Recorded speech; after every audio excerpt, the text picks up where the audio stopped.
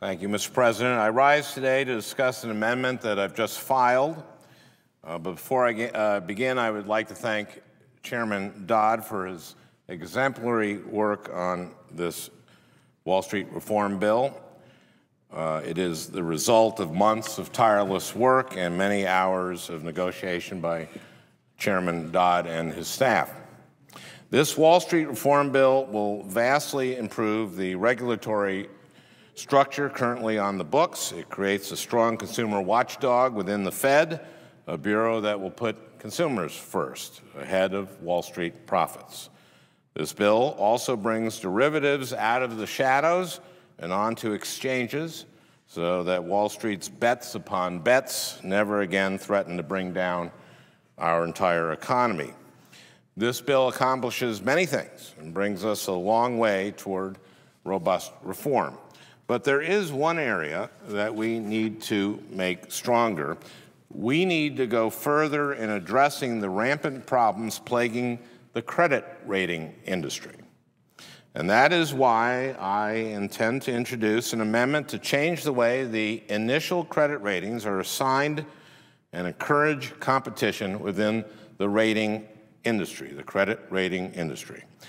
Currently, Wall Street firms that issue complex securities request and purchase ratings from nationally recognized statistical rating organizations, or NRSROs.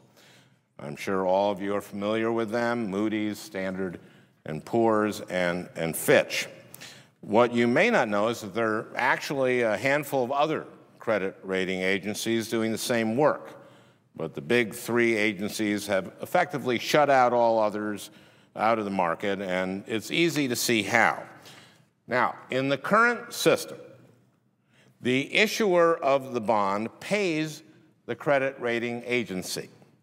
And so there's an incentive to rate every product that comes across your desk as AAA. If you give a risky product a low rating, the issuer can just go to one of the other agencies and shop around for a better rating. And guess which agency that issuer is going to go back to the next time? Of course, the agency that gave them the higher rating. Does anyone see a problem here? I do. Well, the problem is that the entire credit rating structure is basically one enormous conflict of interest. Issuers want high ratings, and raters want business.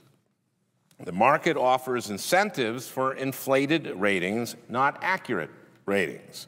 And these perverse incentives have driven the behavior of all participants. Any rating agency looking to enter the market with better methods, or any rating agency that refuses to inflate its ratings, will never be able to compete. My friend and colleague, Senator Levin, held a hearing not long ago in the Permanent Subcommittee on Investigations. His PSI investigative team unearthed some very unsavory email exchanges between issuers and raters, emails which implied that an issuer could obtain a higher rating if he paid more money. And money is what drove this industry, not performance. As an example, the New York Times reported Sunday that 93% of AAA-rated subprime mortgage-backed securities issued in 2006 have since been downgraded to junk status. This might be easy to dismiss if these junk bonds simply cost some Wall Street speculators a few bucks here and there.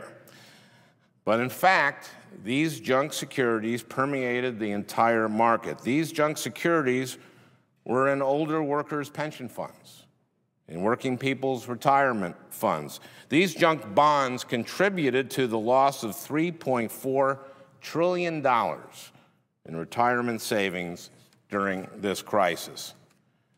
To me, it is obvious we need an entirely different model.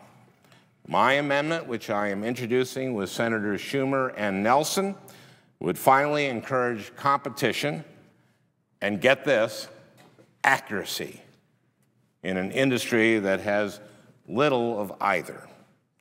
Specifically, my amendment creates a credit rating agency board, a self-regulatory organization tasked with developing a system in which the board assigns a rating agency to provide a product's initial rating.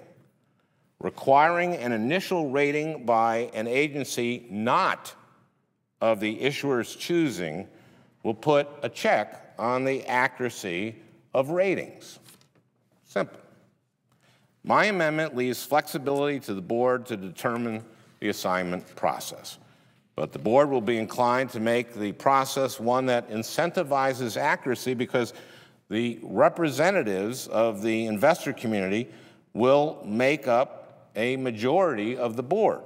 For example, pension fund managers and endowment directors, folks that have a vested interest in the AAA bonds they've selected actually performing as AAA bonds. The board gets to design the assignment process it sees fit. It can be random. It can be based on a formula, just as long as the issuer doesn't get to choose the rating agency. The board will select a subset of qualified credit rating agencies to be eligible for the assignment pool. The board will be required to monitor the performance of the agencies in the pool. If the board so chooses, it can reward good performance with more rating assignments. It can recognize poor performance with fewer rating assignments. If the rater is bad enough, that might even be 0 assignments. My amendment gives the SEC a year and a half to carefully implement this new system with input from the board members. The result will be increased competition among the credit raters generally and incentives to produce accurate ratings, not inflated ratings. The amendment does not prohibit an issuer from then seeking a second or a third or a fourth rating from an agency of its choice. But rating agencies will be disinclined to give inflated ratings to a product if the initial rating reflects its true value. Some smaller credit rating agencies which haven't taken part in the inflated ratings game would finally have a chance to really compete. An assignment mechanism for initial ratings will break up today's credit rating oligopoly, promote real competition, and produce more accurate ratings. More accurate ratings will decrease risk and create more stability in our financial system. And that's what this is all about. Now, Wall Street lobbyists may claim this issue is just too complex for Congress to address. But imagine that your child came home from school one day saying that their chemistry teacher was offering an A to anyone who wanted to skip the final exam and instead pay $100. You don't need to know anything about chemistry to understand that this system of rewards is harmful. Not only is the teacher making easy money, but nobody is holding the student accountable for doing good work. Now, I don't know any teachers that corrupt, but the credit rating agencies have demonstrated that they've blindly followed the perverse incentives of the current market. Congress should not sit idly by and let the credit rating industry continue to expose our economy to great risk just because Wall Street insists that the problem doesn't have an easy solution. Now, my amendment may not fix the entire system, but it will provide checks, encourage accuracy, and increase competition. And there's no need to take my word for it. The idea in my amendment was actually first proposed by several well-respected academics. Matthew Richardson, a leading expert and professor of applied financial economics at NYU's Stern School of Business, supports this proposal and has been integral in the development of my amendment, and I'd like to thank him for his assistance. Economist Paul Krugman has suggested this model is a step toward improvement, and so has economist Dean Baker. Americans for Financial Reform, which includes the nation's most prominent consumer groups, supports it. I'd like to thank my colleagues, Senator Schumer and Senator Nelson, for their leadership on this issue and for their expertise in helping me craft this amendment. I'd also like to thank my colleagues, Senators Brown, Whitehouse, and Murray, for joining in co-sponsoring it. Going forward, I hope that more of my colleagues on both sides will join with us in taking action to restore integrity to the credit rating system. Thank you, Mr. President, and I yield the floor.